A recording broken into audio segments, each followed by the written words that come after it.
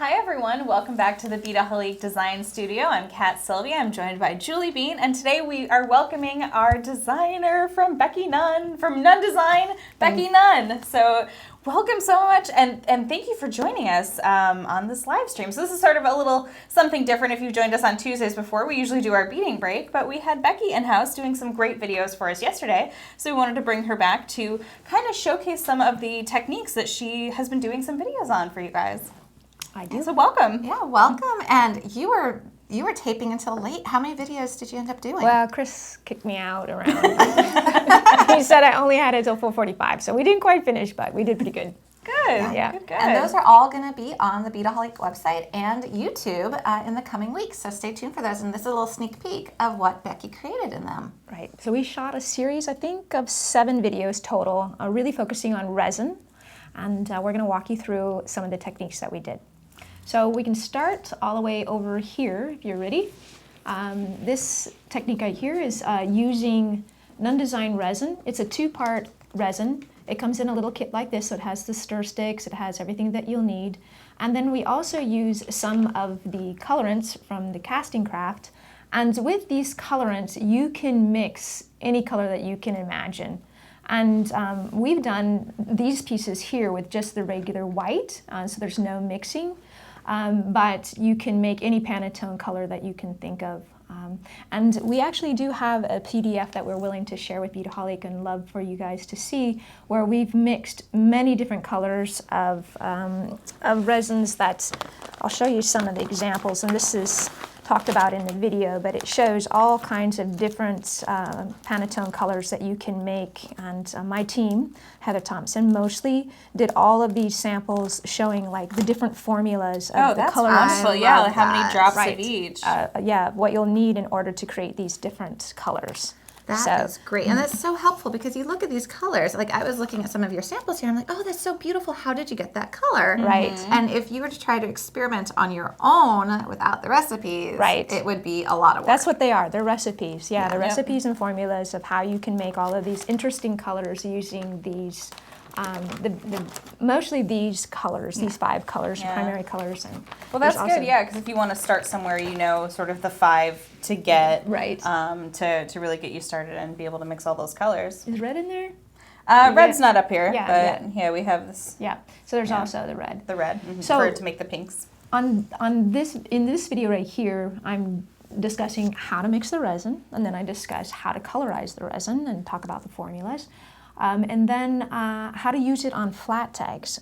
That seems to be something that people really don't get, but Nunn Design resin is a self-doming resin. So once you put it onto the flat tag and you drag it out to the surface with like a toothpick or something like that, it'll stop right at the edge. And it basically wants to know, where is my edge? And then as you add more resin to it, it starts to create a higher and higher dome.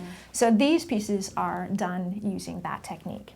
So that's one of the videos that I shot. And I love that you've mixed the silver with the copper, because you usually think of, copper with gunmetal or silver with gold, but I love that you've done the silver and copper. That's really nice. You'll see a lot of samples here that I mix the metals a lot, even the gold and the silver.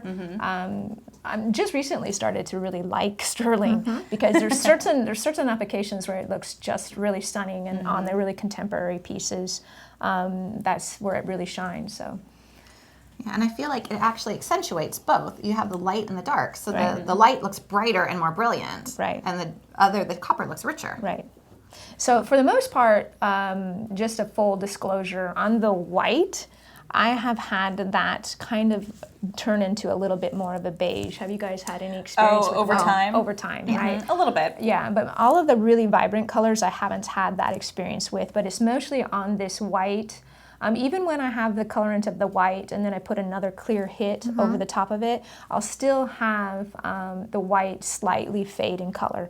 So that's the only time that I've really had a real significant change.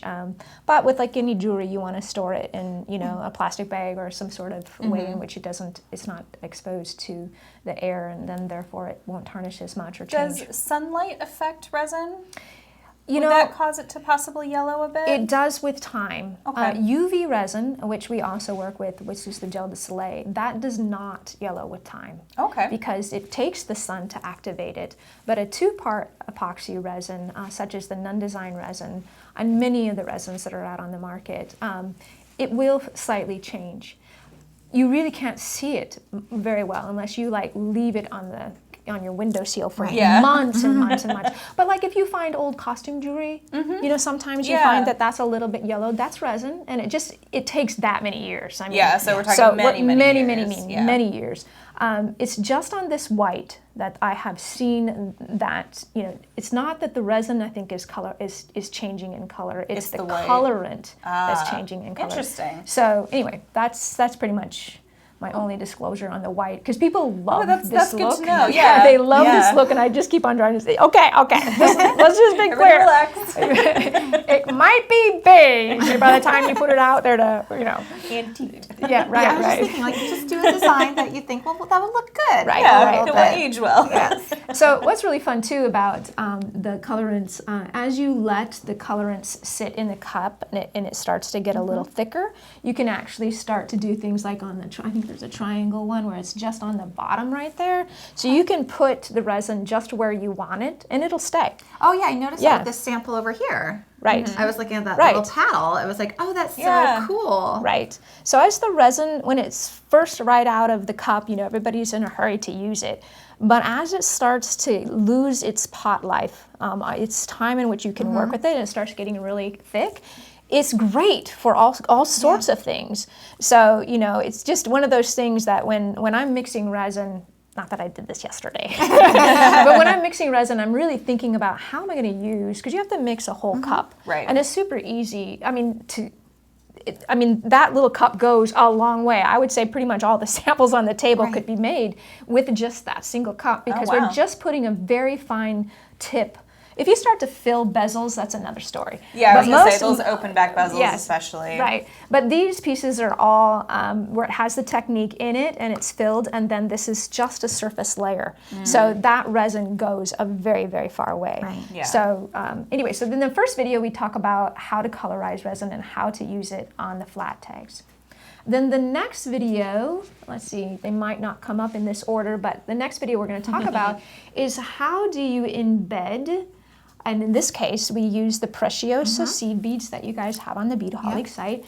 And how do you embed Preciosa seed beads that are on a string into the crystal clay? So I'm using a 2-part epoxy clay. This is crystal clay. Please don't judge it by its packaging. It's a fantastic product. It's a great product. It's so versatile. It is so versatile, and I just love working with this product because.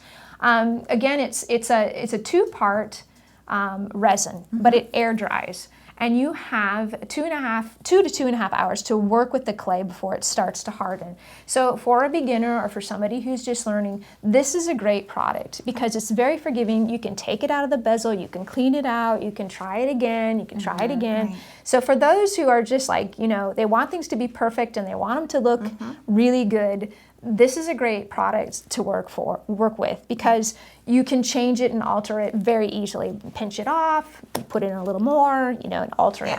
So in this particular technique, we're using the string of the Preciosa seed beads. You embed it into the clay and then you pull out the string. Okay, so you don't have to So that's how you get that nice, perfect little line. Right. So it looks like it's super complicated, which is what I'm really into. I like things that look super complicated. And this particular technique, this does take a little bit of time. And I actually make this sample right here in the video. And you'll see some of the things that I did wrong. And I talk about what I'm doing wrong. Well, that's always good. We do the same thing. Right. Yeah. Because, you know, like I did a couple of samples beforehand, you know, just to show the different stages in my step out. But one of the things I didn't do, because this is done in an open back bezel. So you can see that there's clay. Right. And so I put tape on the back and then put the clay in and then embedded. What I didn't do is trim really close the tape away. So my seed bead strand was getting stuck on my tape. Oh, no. We're gonna do a little editing there, but it actually was a little bit of a challenge. So that, even though, this, I suggested working with epoxy clay. Right. Maybe not this technique, but this technique over here we're gonna talk about next. But I also talk about all of the different types of non-design findings that you can use for this particular technique. You can use it on a curved surface, you can use it in the open backs, you can use it in the bezels, you can use it in the rings. I was going to say, I just want to pull out one of these rings here because it is an open back bezel ring. Right. So it's like, yeah, you're kind of having to do two at once there. So I gotta ask, how do you do it here? Do you put a piece of tape underneath there? Actually, yes. And in the next video we're going to go over, I actually make a ring Wonderful, with that particular finding. Because I've always been curious about trying to use these with some of the mixed media. Right. And as you get a little bit more comfortable with it, this particular piece, this is an open back bezel, but I did it on both sides. So it's double-sided. So in this particular case, I'm using, since it's such a small surface, I put the clay into the base of it, and the backing was my finger. And then I embedded it all on this side, wiped it down, flipped it over, and did the other side. Nice. So on really small pieces, it's really easy just to use your finger to keep it in place. And then, I used both fingers when I was embedding the pieces. I'd use both fingers like this to press down all of the seed beads to make sure that they were really secure in the piece.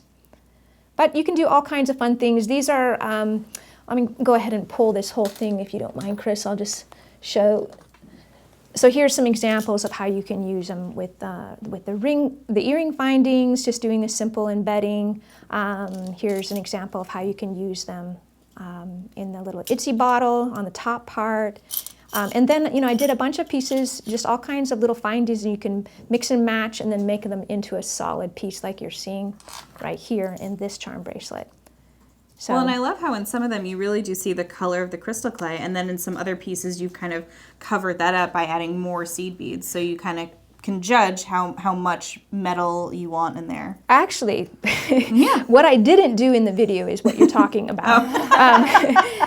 Sometimes in this particular case, where this is darker, what I did is I actually went over the top of these pieces with another hit of clay. Oh, interesting. Right, and the reason I did that is, and sometimes that I do this, is because I want to make sure that those beads stay in. Yeah, that everyone's secure. Right, and especially on a bracelet or a ring or something that really has a lot of, necklaces not so much, earrings not so much, but anything that's really going to get a lot of activity. What I did on these is I finished the piece. This is what it would have looked like, and then I pulled the tape off the back. And then I came back over, mixed up another batch of the clay, and took a very small amount, made it incredibly thin, like paper thin, and got it wet. Oh, interesting. And then put it over the top of it and just smeared it around. It's kind of like a paste. I was just going to say, did it change its consistency? Yes, it's more like very, liquid? very liquidy. And, and then put it over the surface of that, pressed it all into the crevices, and then wiped away the excess. Now, just for people listening, when you say that you added water, you're talking just a little, kind of like your finger got wet, right? I was just dipping my hand in water and just smearing it all over. Okay. If you've done any kind of pottery, like when that's what I was thinking. It's like a slip. You know, like when you get your pottery is super wet, it has the exact same sort of consistency. So that's the second video that we did, and that one was really fun. See, I just gotta say, I love it when you come do videos for us because there's techniques that we would have never dreamt of. Like getting it wet, that's so handy to know, but it's something that, you're teaching us. I really like also this really strong duotone, the black, like you said. But the purpose of it is really, is for the fact that you're making your piece much more secure. Right. Yeah. So, and then you can get really crazy with even any kind of seed beads that you have, and I have a couple of them that have different colors inside of there. So anything that's on a strand, this same technique works great for. Then after that, we shot another video that we shot was very similar, but on this particular technique, we were using ball chain. Which I love the ball chain. Right. So I was using different remnants of ball chain, and in this particular video, I make this piece right here. So I'm showing awesome. like how to create a fun ring and create a nice dome. And I also make this piece here where I'm talking about how you put the tape on the back, the same question that you just had, and how you use the ball chain. For this, you just need to have a pair of flush cutters. The epoxy clay that we just talked about, the crystal clay, it's the same stuff we're using here.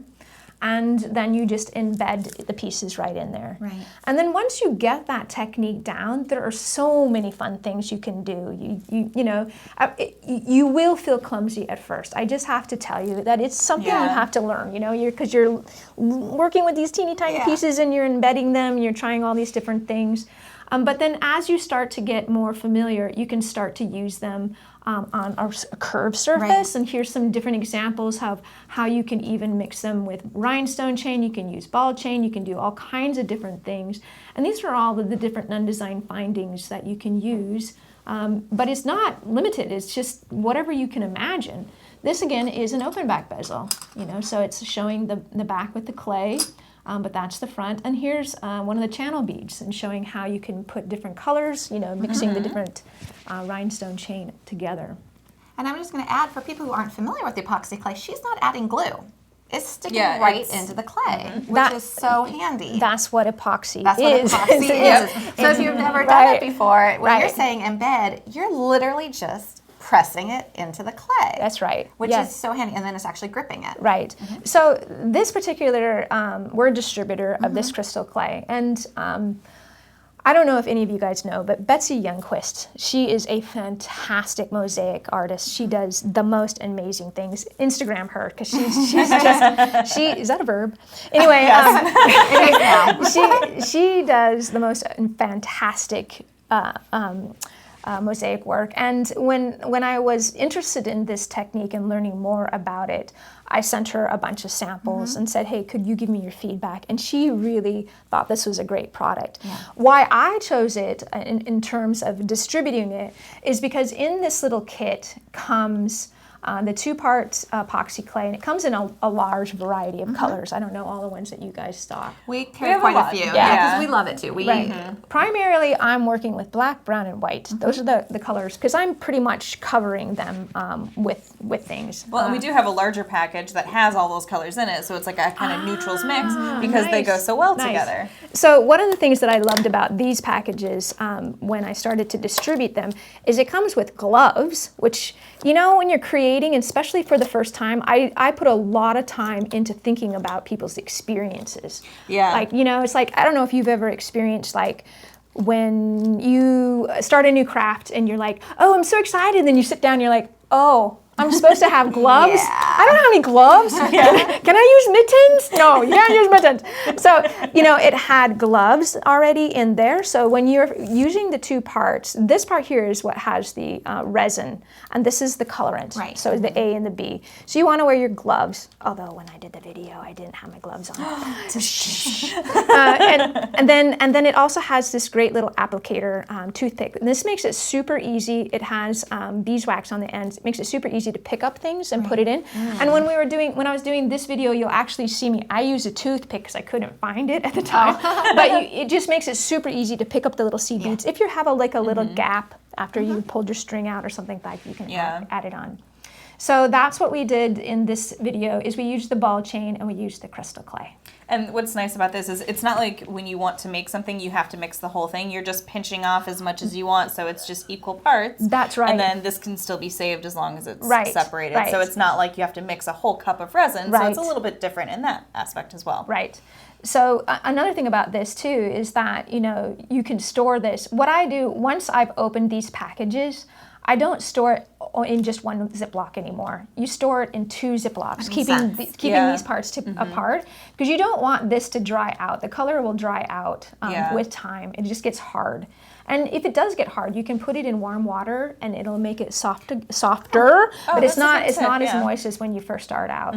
So some of the complaints I get, especially on the black, is this pigment that's in here to get it that black sometimes comes off on your hands as this is really warm.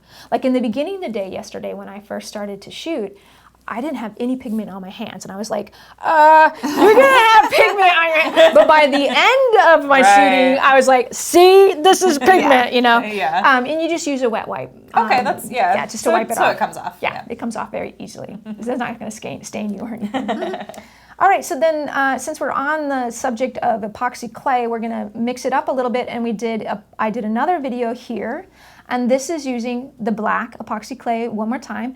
And on this one, I made this sample here.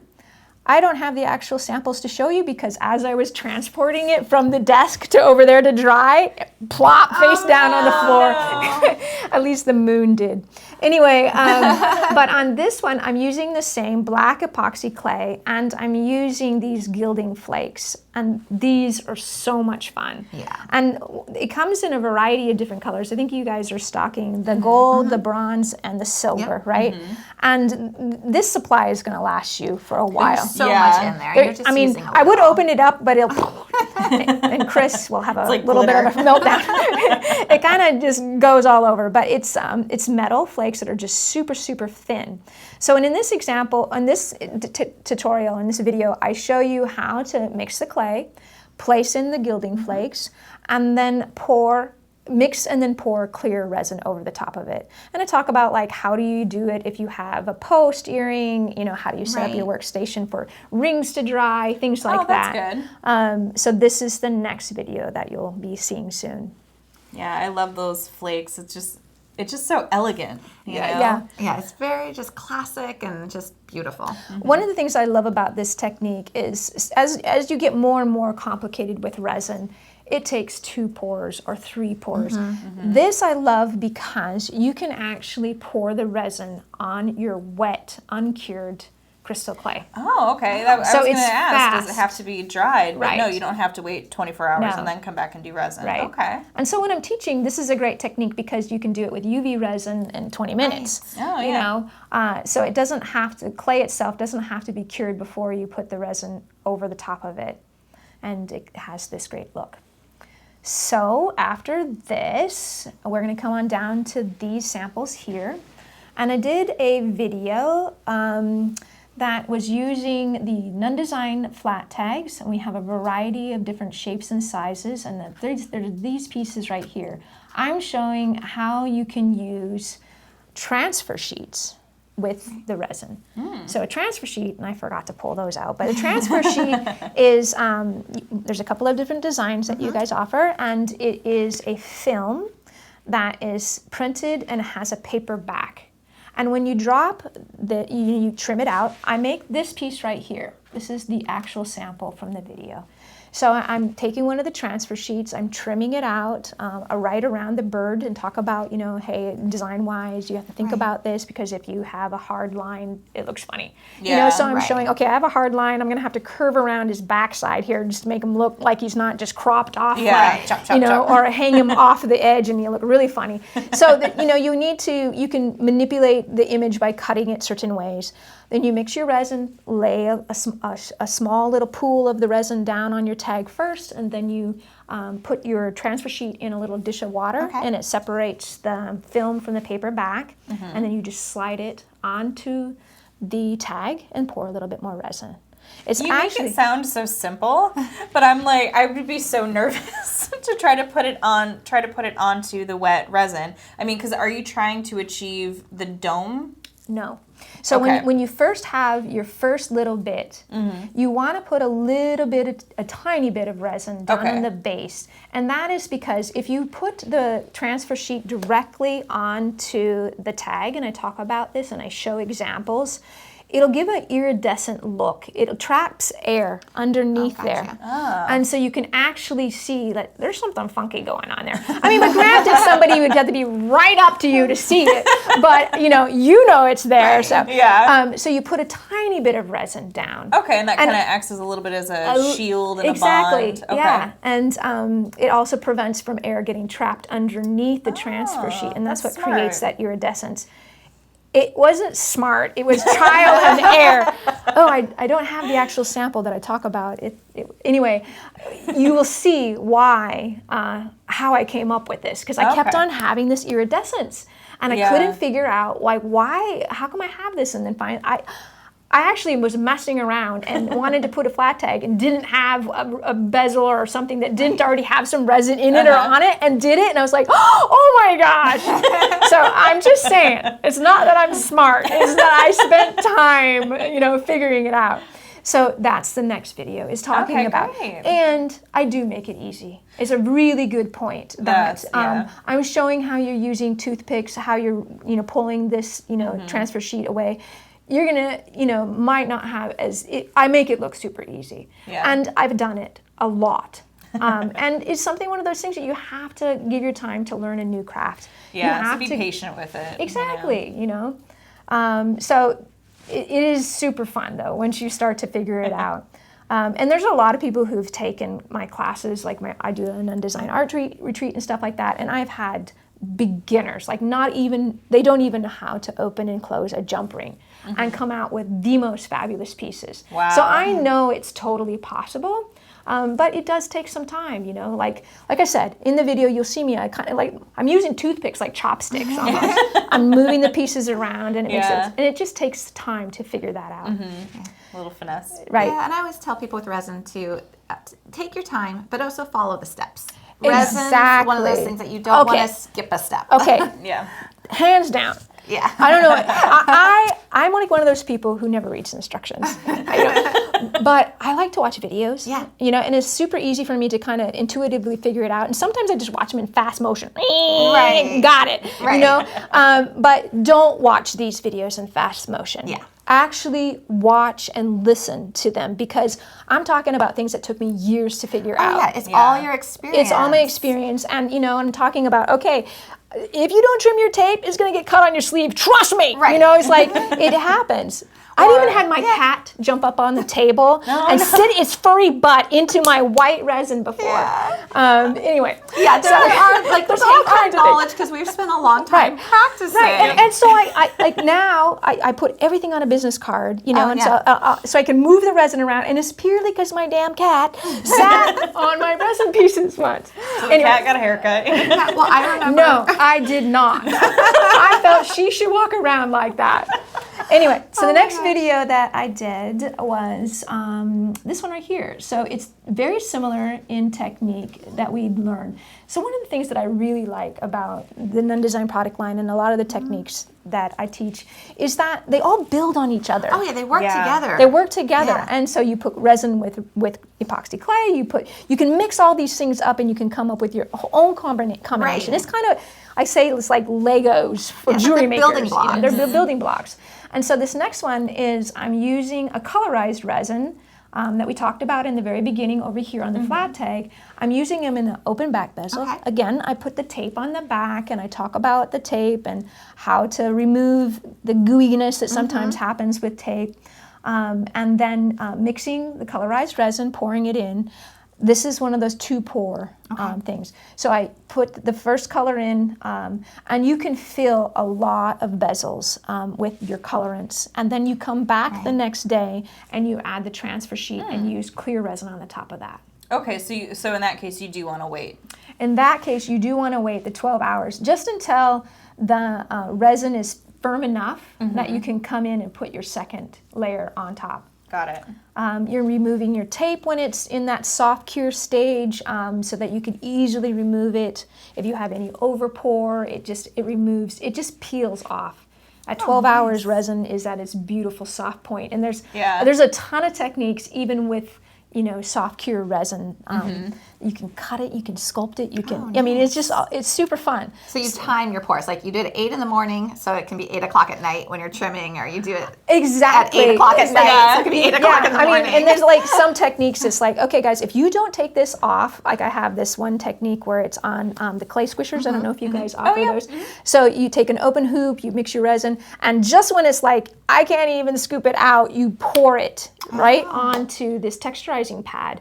But you have to take it off there in 6 hours, or you've destroyed your texturizing pad. And again, that's one of those things you'll learn. Set a timer. Trust me, Exactly, right. One of my staff members, Melissa, she's like, I didn't set the timer, or I overslept. And so, you will destroy your clay switchers. So there's some things that, if you mess around and don't do it right when you need to. And I did like a summer school class, and a lot of people, he was like, I don't know what I did wrong. And everybody was like, how long?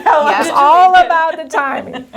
So in this one, I'm showing how to use open back bezels, but again, that technique works with everything. It works with all of the different findings, including the flat tags. And here's some more examples of like using the colorized resin with the transfer sheets over the top.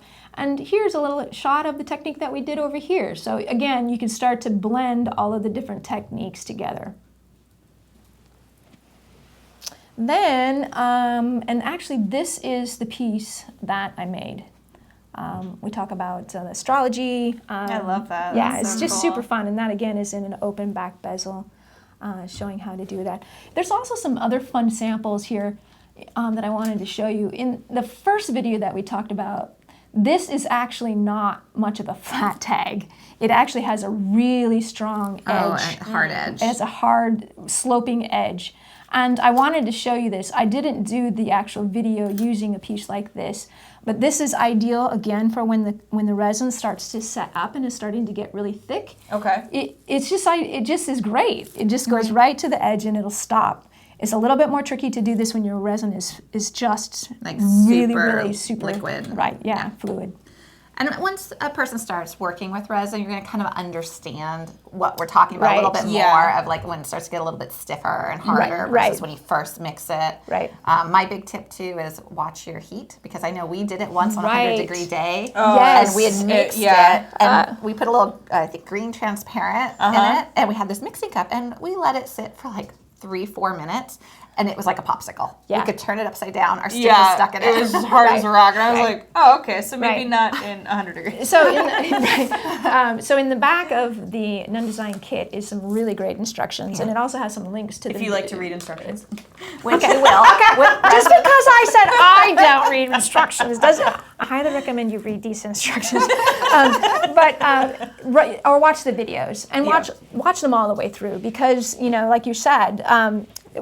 You guys are in a different location now, but the other times that I've come down here, I had that exact same experience, which I've never had before because I'm in the Pacific Northwest. Right. Yeah. But I was working, it didn't have any air conditioning. That room was like 110 degrees. It felt in there. So hot.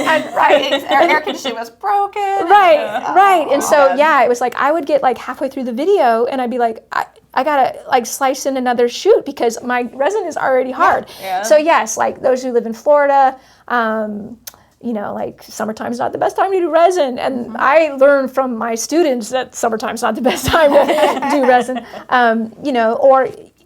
You have to have a room that's around the 73 mark. 73 degrees is when it's ideal, and nice ventilation.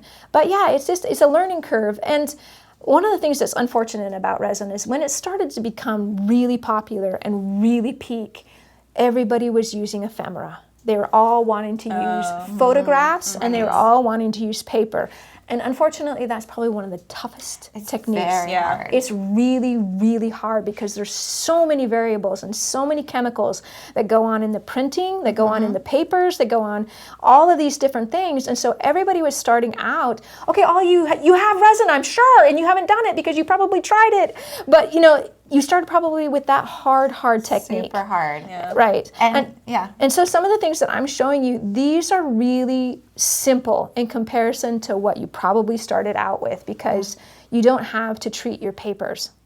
This next one I'll talk about is a little bit along the paper line, though. Okay. It's using organics. And again, this is one of the most popular techniques that we have going here. Well, and this is something I'm eager to learn because I haven't done this technique before. Right. And again, there are so many different flowers, and every single flower is going to respond differently to resin. Yeah. And so in this video, I'm talking about I had some pressed organics already, but all of these organics in these pieces are pressed either in a book or in a press, so they're completely flat.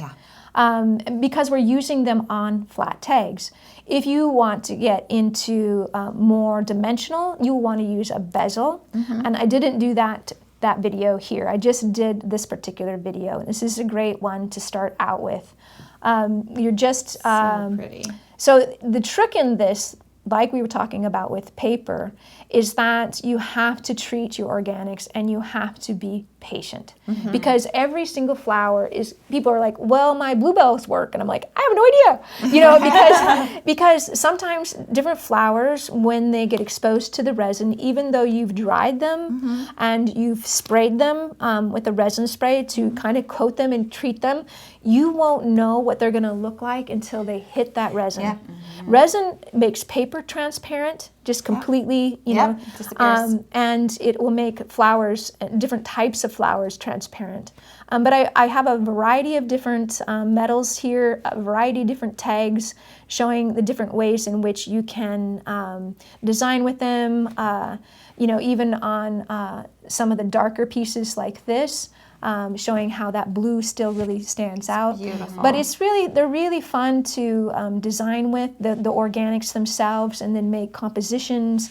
You know, I've seen some really lovely samples, way lovelier than what I'm just using one single flower. Yours are gorgeous. I am inspired. I want to make Christmas gifts. These are like perfect gifts for people, especially if there is something that's meaningful, like maybe a family garden. Exactly. Or something like I that. think that's one of the reasons that this technique is so incredibly popular. The same reason why we had such great luck with photography. You know, people wanted to put pictures of their baby or their grandchildren or whatever. This is kind of along the same lines where you're taking something that's memorable. I have a lot of people that take wedding flowers or even funeral flowers or any kind of event, and then they press it for their customer, and then they make this resin jewelry. They're mementos. They're wearable, and they're functional. They're not going to go in a drawer. And so, you know, what I want to do is, we recently had the good fortune to be able to purchase a house from a very nice family, and that house had been in their family for 65 years, and they had a beautiful garden. I want to take some of the flowers from the garden and make resin jewelry and send it to them. That's a great idea. Because it's like, this was a meaningful part of their life for 65 years. And that's sweet. But I think people can do that. They can find something that is special to their mother, to their sister, to or their even friend. a keychain or something. You know, something that, you know, that they can just have and enjoy. But here's some examples of, you know, the different types of tags. I love these pieces here because the tag itself is textured and kind of rounded on the one side, but the other side is flat. So this is ideal because you can put your organic on there, and then when you do it, you can see here's another one where it's really high domed. So it's really, I love that whole roundedness on both sides. Yeah, that's cool. Yeah, here's an example of what not to do. When your organics are you have too much, or it has a little bit of dimension, you can start to see that it will protrude out of the resin. So this would take a second pour. But ideally you want to just do it all within one pour. So that is that technique, and I think that's what we have. So that's 1, 2, 3, 4, 5, 6, 7. Yeah. So I think from my experience, I've learned that resin takes practice. It's not particularly hard if you follow the directions and the tips. Like, it's very doable for anyone. You just have to follow the steps. So it's like following a recipe. If you're baking a cake from scratch, you're going to follow the recipe. You're going to set the oven to the right temperature. You're going to measure the right amount of flour, sugar. And that's what resin really is. I think, again, when resin started to become really popular, there wasn't a lot of really good free information. You had to figure it out yourself. You had to figure it out yourself. And, you know, one of the things that, you know, when I was first working with resin myself, I called Beadaholique and, you know, asked customer service, like, what are some of the top questions that you get from people? And, you know, people are... I put some spices in here and it's not curing, you know. And so there was a lot of information that was like, oh, you can put this or that in there. And then people were having a lot of issues. And so, you know, I don't teach that way. I don't say you can put anything in there because it's like saying, okay, well, you know, you can put in chocolate and why didn't it work? Why didn't it turn brown? I can't control what happens. And so, you know, that's one of the things with the organics even. You can't control. You have to educate and tell people, here's what this will look like and here's what this will look like. But I don't know what you're picking out of the garden, you know? And every region and all over the world, there's different organics. So it's a process. You have to experiment and be willing to experiment. What's nice again about this technique is you can put that beforehand, you can make up some resin and you can do some samplers and you can see before you actually put it on your tag. So. Absolutely. Now, if you were just starting out with resin, if you're new to it totally, what technique would you start with? What would you begin with? Would you just maybe... With resin. With resin. Would you just maybe do like a color, like a solid color one? Yes. Maybe wait and then do that, get that down, or just put it over... You know, I would think that the colorants are probably the easiest, especially if you just want to have a solid color and not get into the fancy formulas. You can also just purchase one color and, you know, like if you did the white or if you did the yellow, depending on how much of the colorant you put in. And by the way, those little bottles are going to last your lifetime. Forever. You know, they're really, really opaque and they last a long time. So you can even do a group buy and share, you know. But have a party. Yeah, right. You know? And so I would just start with one color that you're really attracted to, red, because then you could, you know, put in different amounts of that red, and you can make all kinds of different shades of red. But yeah, that is probably, like you're saying, one of the easiest techniques, and especially on a flat tag. You just go slow. Yep. And you just drizzle a tiny amount and then you move it around. And also, one word of advice is you have to mix that cup.